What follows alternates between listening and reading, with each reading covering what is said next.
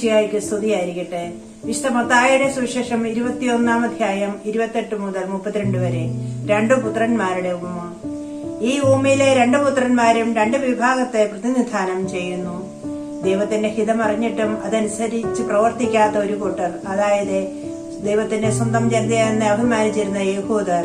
രണ്ടാമത്തേത് സമൂഹത്തിൽ താഴ്ന്നവർ, വേശ്യകളും ചുങ്കക്കാരും പാപികളും ഉൾക്കൊള്ളുന്ന ഒരു സമൂഹം. കുടുംബ മഹിമയോ പാരമ്പര്യമോ ഉയർന്ന സ്ഥാനങ്ങളോ ഒന്നുമല്ല സ്വർഗരാജ്യം നമ്മെ അർഹരാക്കുന്നത്, മറിച്ച് പശ്ചാത്താപമാണ് നമ്മെ ദൈവരാജ്യത്തിന് അർഹരാക്കുന്നത് എന്ന് ഈ ഉമ്മയിലൂടെ ദൈവം നമ്മെ പഠിപ്പിക്കുന്നു. നമ്മൾ സ്നേഹിക്കുന്നത് വാക്കിലും സംസാരത്തിലുമല്ല, മറിച്ച് പ്രവൃത്തിയിലും സത്യത്തിലുമാണ്. പറയുന്ന വാക്കുകളെക്കാൾ ഉപരി ജീവിതത്തിൽ നാം നിവർത്തിക്കുന്ന പ്രവൃത്തികളാണ് നമ്മെ ദൈവരാജ്യത്തിന് അർഹരാക്കുന്നത്.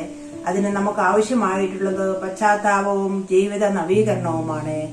ബാഹ്യകാര്യങ്ങളല്ല, മറിച്ച് ആത്മാർത്ഥതയോടുകൂടി നാം ചെയ്യുന്ന ചെറിയ ചെറിയ പ്രവൃത്തികളാണ് ദൈവത്തിന് പ്രീതികരമെന്ന് ദൈവം നമ്മോട് പറയുന്നു. തെറ്റുകൾ മനുഷ്യ സഹജമാണ്. തെറ്റുകൾ തിരുത്തി പശ്ചാത്താപത്തോടുകൂടി ദൈവസന്നിധിയിൽ വരുന്നവരെ ദൈവം ഉയർത്തും.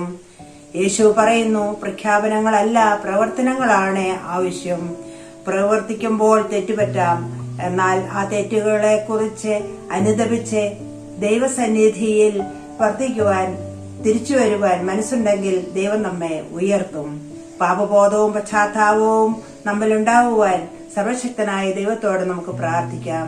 അനുതാപമുള്ള ഒരു ഹൃദയം തരണമേ എന്ന് പ്രാർത്ഥിക്കാം.